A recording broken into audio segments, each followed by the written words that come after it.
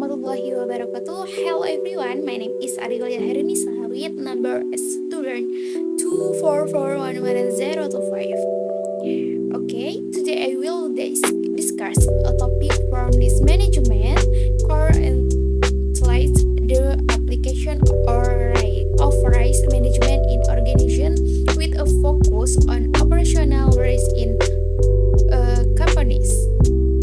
Pada kesempatan kali ini, saya akan membahas mengenai penerapan manajemen risiko dalam organisasi dengan topik risiko operasional perusahaan. Manajemen risiko adalah proses yang dilakukan untuk mengidentifikasi, menganalisis, mengevaluasi, dan mengendalikan risiko dapat menghambat pencapaian tujuan organisasi. Dalam dunia bisnis, manajemen risiko sangat penting karena perusahaan selalu menghadapi berbagai ketidakpastian yang dapat memengaruhi proses operasional maupun kinerja perusahaan. Salah satu risiko yang terjadi adalah risiko operasional. Risiko operasional adalah risiko kerugian yang muncul akibat kegagalan proses internal, kesalahan manusia, kegagalan sistem, atau adanya faktor eksternal yang mengganggu kegiatan operasional perusahaan. Risiko ini dapat terjadi pada semua jenis perusahaan, baik perusahaan manufaktur, jasa, perdagangan, maupun organisasi lainnya. Apabila tidak dikelola dengan baik, risiko operasional dapat menyebabkan terganggunya aktivitas bisnis, menurunnya produktivitas, serta kerugian finansial bagi perusahaan. Secara umum, risiko operasional dapat berasal dari beberapa sumber, yaitu yang pertama, faktor manusia, yaitu faktor manusia merupakan salah satu penyebab utama risiko operasional. Kesalahan yang dilakukan karyawan, keterampilan, kelalaian dalam bekerja, atau pelanggaran prosedur dapat menimbulkan masalah dalam operasional perusahaan. Contohnya adalah kesalahan memasukkan data pelanggan dalam pencatatan keuangan atau kecelakaan kerja akibat tidak mematuhi standar keselamatan. Dan yang kedua ada faktor proses.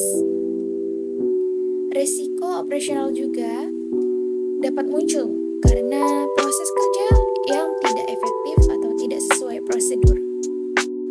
Misalnya prosedur kerja yang terlalu rumit, kurangnya pengawasan, atau tidak adanya standar operasional yang jelas. Kondisi ini menyebabkan keterlambatan pekerjaan dan menurunnya kualitas hasil kerja. Lalu yang ketiga yaitu ada faktor sistem dan teknologi. Saat ini, sebagian besar perusahaan bergantung pada teknologi informasi.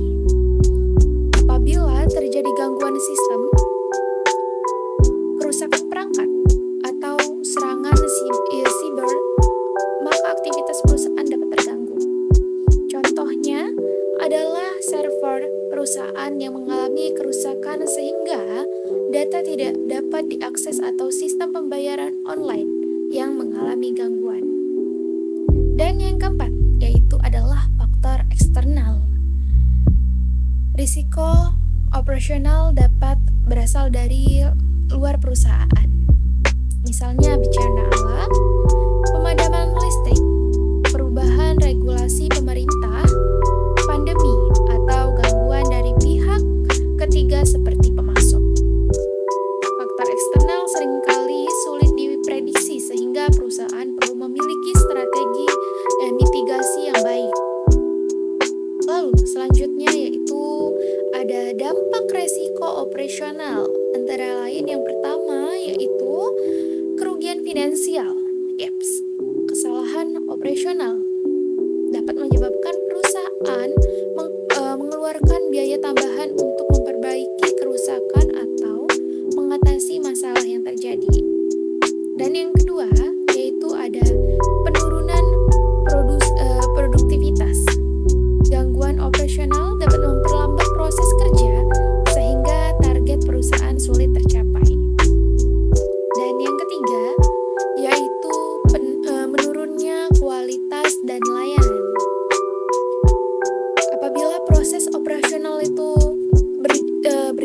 tidak berjalan dengan baik. Kualitas produk maupun layanan kepada pelanggan dapat menurun. Lalu yang keempat yaitu kerusakan reputasi perusahaan.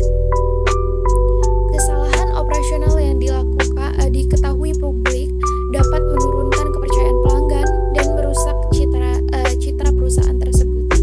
Dan yang kelima yaitu ada gangguan pencapaian tujuan organisasi. Resiko operasional dapat menghambat pencapaian target perusahaan, baik dalam jangka panjang maupun jangka pendek. Penerapan selanjutnya yaitu ada penerapan manajemen risiko operasional. Perusahaan perlu menerapkan manajemen risiko secara sistematis, antara lain yang pertama yaitu untuk mengidentifikasi risiko tersebut. Jadi langkah pertamanya adalah mengidentifikasi seluruh risiko yang mungkin terjadi dalam kegiatan operasional perusahaan. Misalnya, kesalahan kerja, kerusakan mesin, kegagalan sistem, atau keterlambatan pengiriman bahan baku. Dan yang kedua yaitu analisis risiko. Setelah kita setelah risiko diidentifikasikan, perusahaan perlu menganalisis tingkat kemungkinan terjadinya risiko dan dampak yang dapat ditimbulkan. Analisis ini membantu perusahaan menentukan prioritas penanganan risiko. Lalu, yang ketiga yaitu evaluasi risiko. Pada tahap ini, perusahaan menentukan risiko mana yang harus disegera ditangani berdasarkan tingkat prioritasnya. Risiko dengan dampak besar biasanya menjadi fokus utama pengendalian. Dan yang keempat yaitu pengendalian risiko. Beberapa strategi yang dapat dilakukan perusahaan untuk mengendalikan risiko operasional antara lain yang pertama yaitu menyusun dan menerapkan standar operasional prosedur atau SOP. Dan yang kedua, memberikan pelatihan kepada karyawan secara berkala. Lalu yang ketiga yaitu melakukan pengawasan dan evaluasi rutin. Yang keempat, menggunakan teknologi yang aman dan andal. Lalu yang kelima yaitu menyediakan sistem cadangan data dan backup sistem. Lalu yang terakhir yaitu menyusun rencana darurat untuk menghadapi gangguan operasional. Lalu yang kelima yaitu ada monitoring dan evaluasi.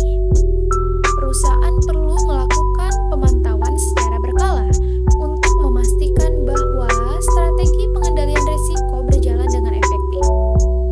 Jika ditemukan kelemahan, perusahaan dapat melakukan perbaikan agar risiko tidak terulang kembali.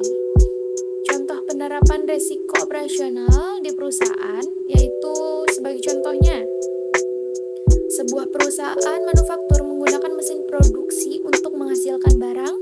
Apabila mesin mengalami kerusakan secara tiba-tiba, proses produksi akan berhenti dan perusahaan mengalami kerugian. Untuk mengurangi risiko tersebut, perusahaan dapat melakukan perawatan mesin secara berkala, menyediakan suku cadangan, dan membuat jadwal pemeriksaan rutin. Contohnya antara lain yaitu perusahaan yang menggunakan sistem komputer untuk menyimpan data pelanggan. Agar terhindar dari kehilangan data akibat gangguan sistem, perusahaan dapat melakukan backup data secara rutin dan meningkatkan keamanan sistem informasi. Okay guys, thank you for your attention. My name is Ariola Harunisa, student number 244111025. See you in the next presentation. Stay safe and motivation. Keep learning. Wassalamualaikum warahmatullahi wabarakatuh.